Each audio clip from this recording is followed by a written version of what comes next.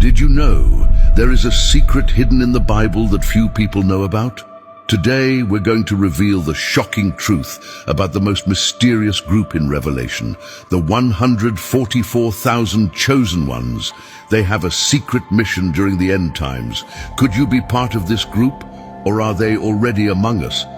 And the most surprising question, what happens to those who are not sealed?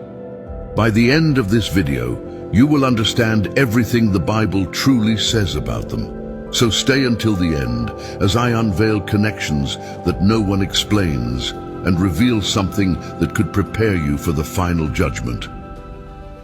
Among the many mysteries that permeate the pages of the Bible, few are as intriguing as the number 144,000. Explicitly mentioned in the book of Revelation, chapters 7 and 14, this number has raised profound questions among scholars and Christians for centuries. But why is it so significant? And perhaps more importantly, what does it reveal about God's plan for the end times? The context in which the number appears is crucial to understanding it. In Revelation 7:4, it is described as a group sealed by God, made up of 12,000 from each of the 12 tribes of Israel.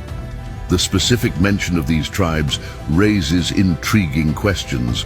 Are these chosen ones literally linked to the Israelite lineage, or does the text use symbolism to refer to a spiritual people?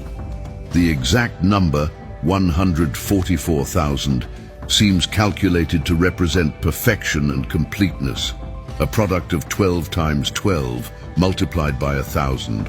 A number often symbolizing fullness in biblical narratives. Still, a major question remains. Are these 144,000 chosen ones a literal number of people, or do they represent something greater? Some interpreters view the number as symbolic, pointing to the universal scope of God's people, while others believe it refers to a specific, literal group marked for a unique purpose during the Great Tribulation. This debate continues to fuel curiosity and fervor among those seeking to understand Revelation's prophecies. One thing, however, is certain. The number 144,000 is not mentioned by chance. It carries the weight of divine revelation, a piece of the biblical mystery waiting to be unraveled in the light of the rest of Scripture. It connects the chosen ones to the Lamb and to God's plan for the last days, a plan revealed layer by layer, leading us from one mystery to the next. When we come across the description of the 144,000 in Revelation 7:4 through 8 and Revelation 14:1 through 5, a fascinating question arises. Who are these chosen ones? The text provides a detailed yet symbolic vision.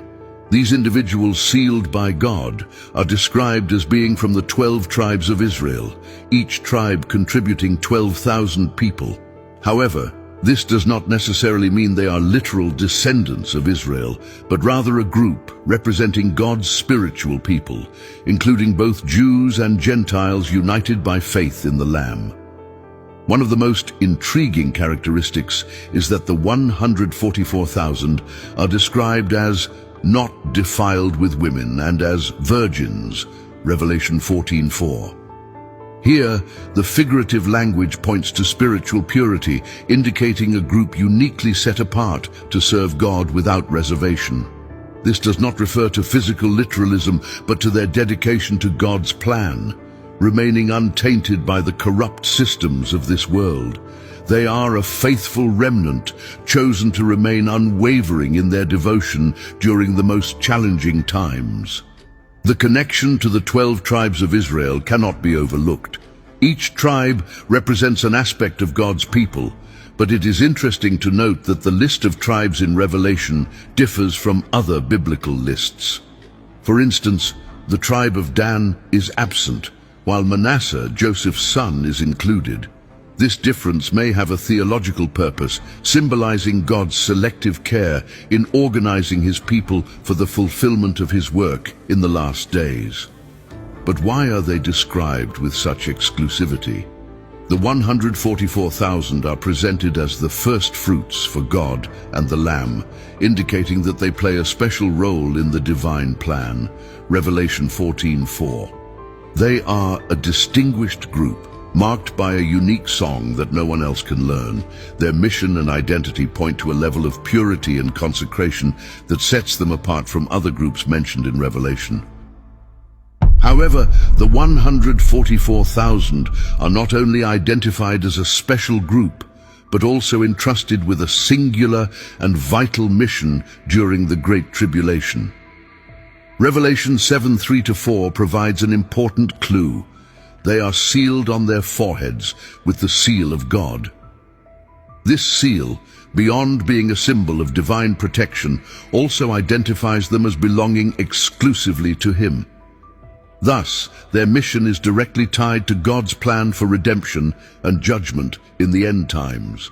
During the Great Tribulation, a period of unprecedented divine judgment, the 144,000 are described as the first fruits for God and the Lamb. Revelation 14:4. This means they represent the initial harvest of a redeemed people amidst chaos. Their spiritual purity and unwavering faithfulness make them a living testimony of God's grace and power during times of profound darkness. But what exactly do they do? While the biblical text does not detail all their actions explicitly, there are strong indications that their mission is directly related to proclaiming God's message. Just as the trumpets and bowls in Revelation announce judgments, the 144,000, marked with the divine seal, appear to be chosen witnesses to declare God's glory and justice to the world. Their role would be to guide and strengthen the faithful remnant during a period of fierce persecution by the Antichrist system. The seal on their foreheads holds profound significance, symbolizing a spiritual protection that distinguishes them from those marked with the sign of the beast. This echoes the vision in Ezekiel 9:4, where a seal is placed on the righteous to spare them from divine judgment.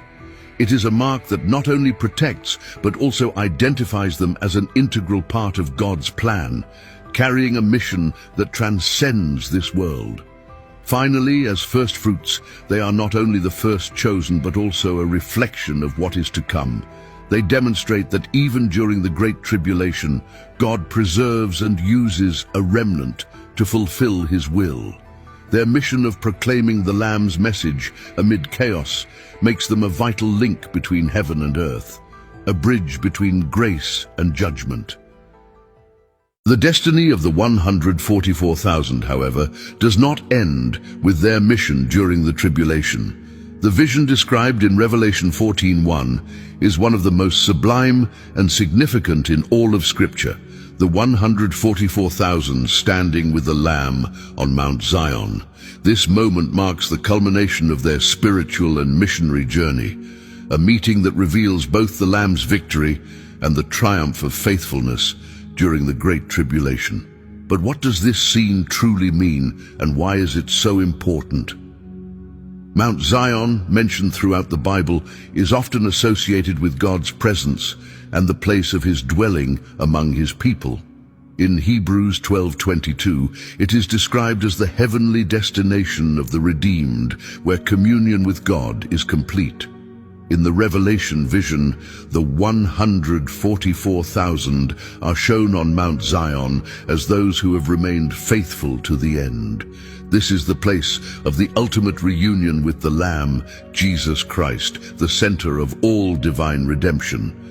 Alongside the Lamb, the 144,000 sing a unique song that no one else can learn, Revelation 14:3. This song is not merely music, it is a symbol of their unique experience. It reflects their journey of spiritual purity, their mission to proclaim God's message, and their victory over the forces of evil. It is an expression of worship born from a life fully surrendered to God's plan. The meeting on Mount Zion also carries powerful symbolism of victory.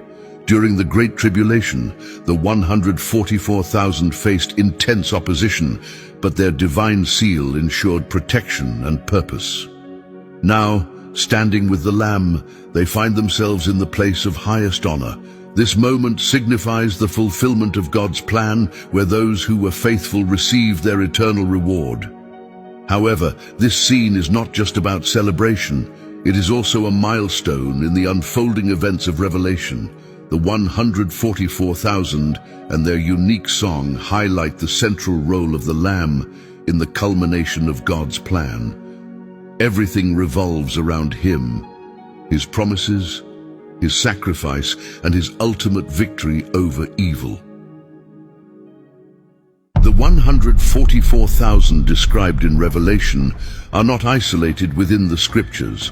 On the contrary, they are part of a web of connections that spans the Bible, revealing God's ongoing purpose to protect and guide his people. To fully understand the role of this chosen group, it is essential to explore passages that relate to their identity and mission.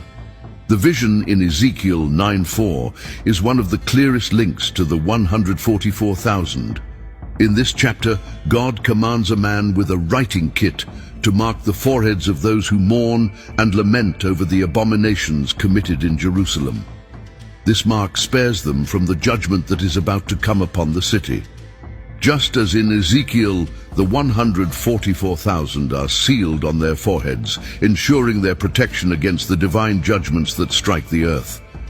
This parallel highlights the continuity of God's plan to set apart a faithful remnant during times of crisis.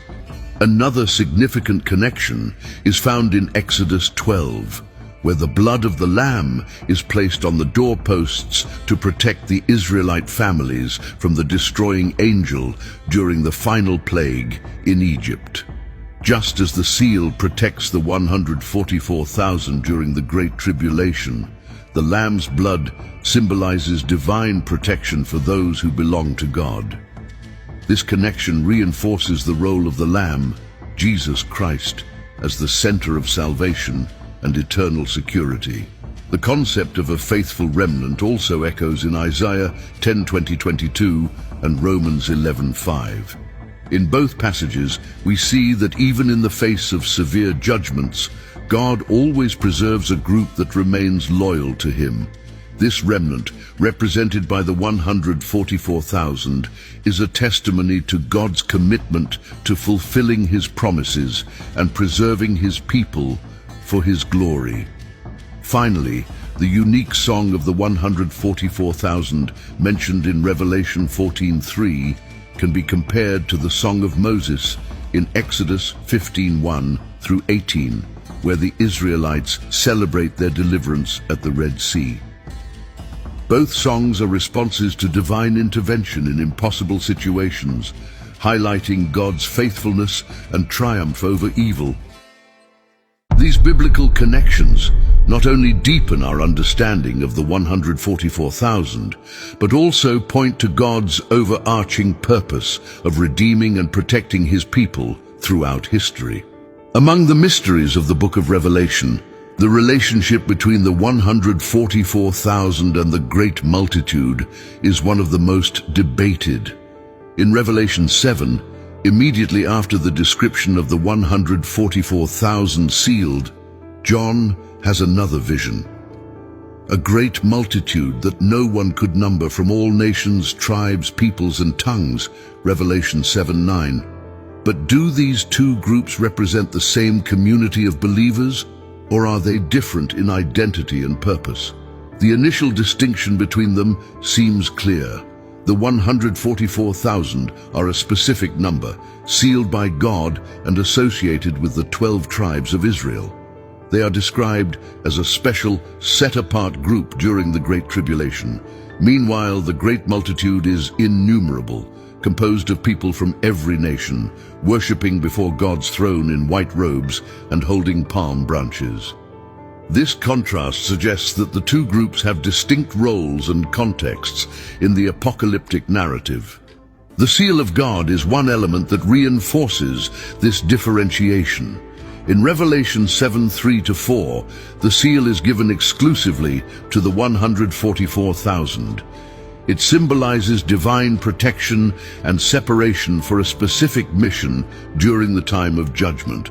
The great multitude, on the other hand, is not described as sealed, but as those who came out of the great